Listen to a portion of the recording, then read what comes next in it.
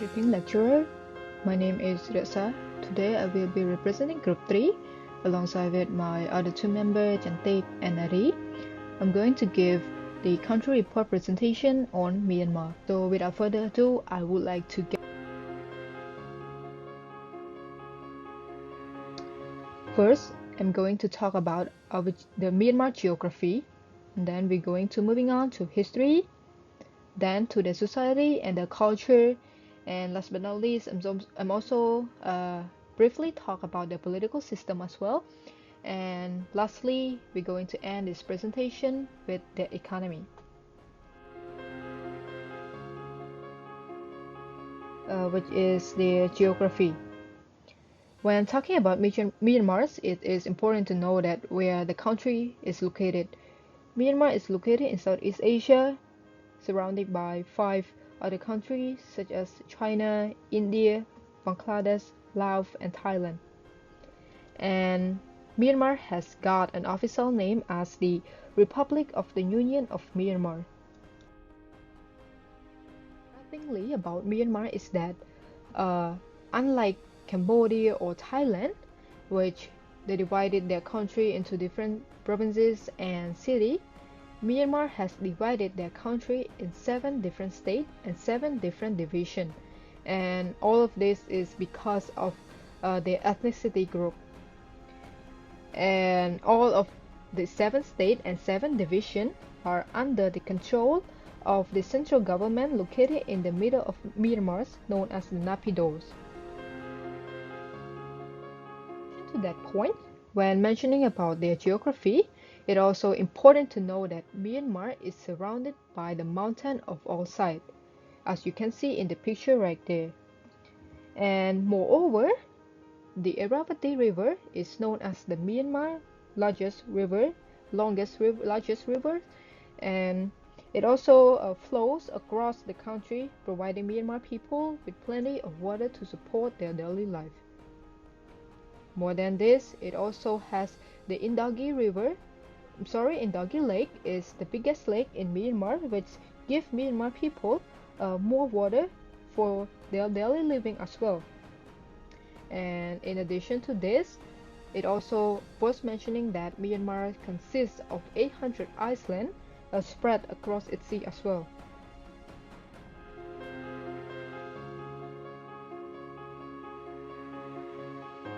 History point. So first I'm going to start with their first prominent kingdom, which is the Bagan Empire. Started in 11th century, Bengal empires has become a prominent power in Southeast Asia. And the Bengal Empire is also known as a flourish and powerful Buddhist kingdom. However, this might and power of this kingdom lasts only until the 13th century. Giving on to the next dynasty, which is the Tango dynasty. It also has led Myanmar to reach its peak of power as the military power and economic might has strengthened. The dynasty expanded its border into the modern-day Thailand and Laos, taking them as their vassal state.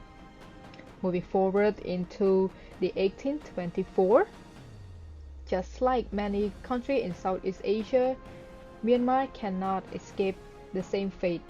It was well under the colonial rule of the British Empire. After a long time under the oppressive rule by the British, the fight for independence begins, in which the Britain finally gave Myanmar its independence in 1948. And from 1998 forward until the present day, Myanmar are mostly under the rule of the military junta.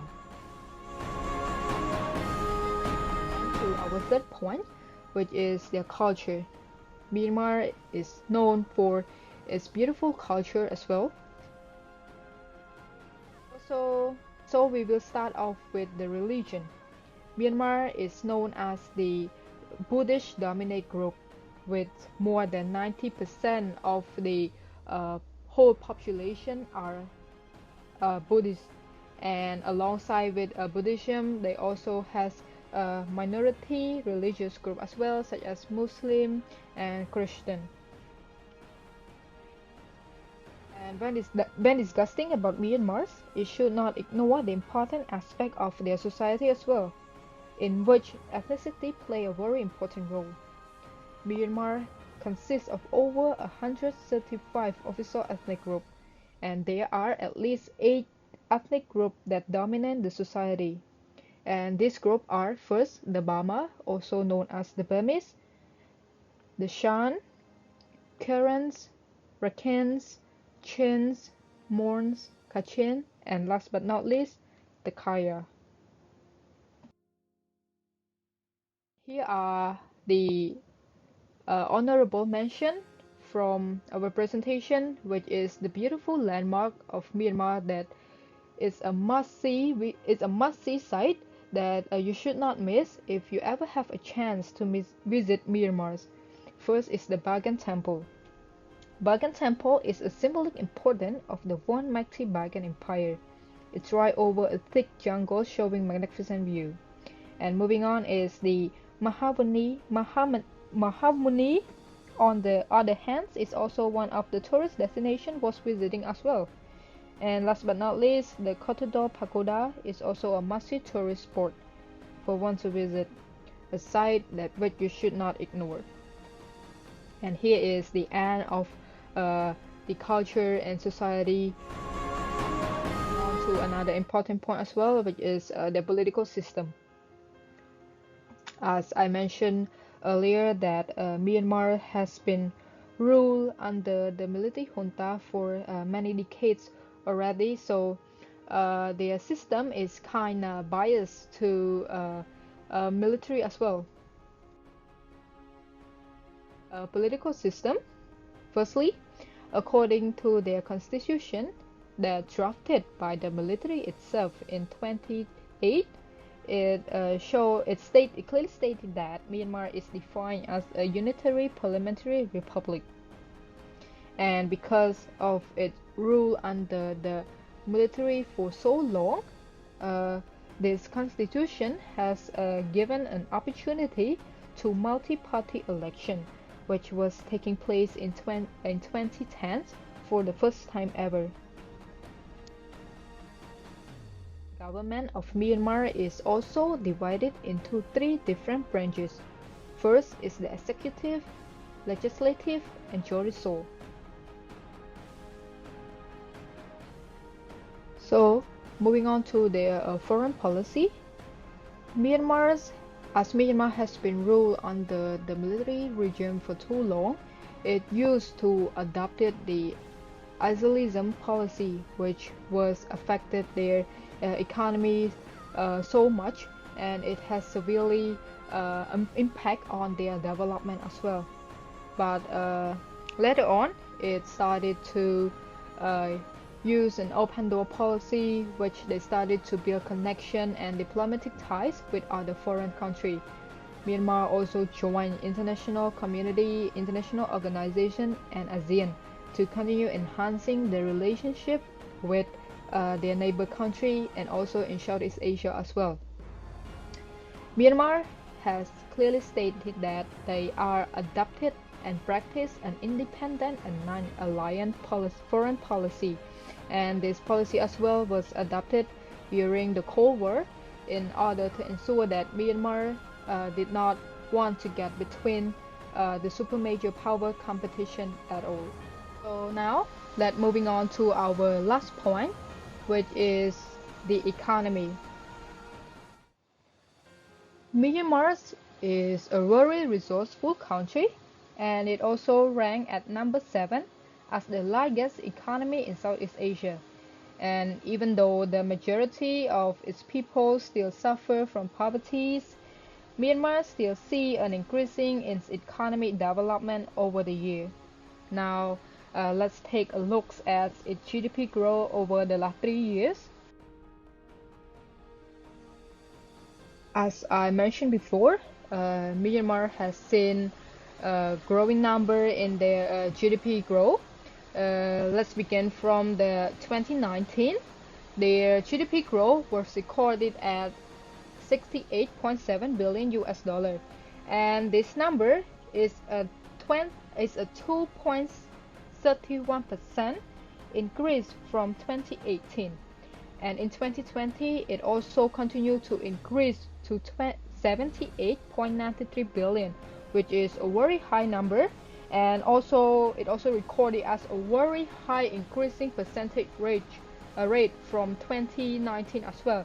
It recorded at 14.89% growth from the last previous year. However, in 2021 the number crumbled to only 65.09 billion US dollar because of the coup, and it also recorded in a high number of a decline as well at 17.5% declining from the 2020. However, it also projected that Myanmar GDP growth will continue to rise in 2023 and also in the future year as well. So moving on to another point, and it also a very important point to know as well. It is the tourism as well. It is a tourism. Tourism is known as one of the most critical sector that contributed a lot to the country GDP. The country break its own records in 2019, in which in only the first month of 2019 it has recorded in over 2.4 million visitors, generated millions of dollars, and given a lot of job opportunities to its people. In 2017, the total contribution of travel and tourism of Myanmar's was equivalent to 10.4% of its overall GDP, and the number of tourism was forecasted to be rising over the year. However, it was declining due to coups in the following year as well. And here come to the end of our video. Thank you so much.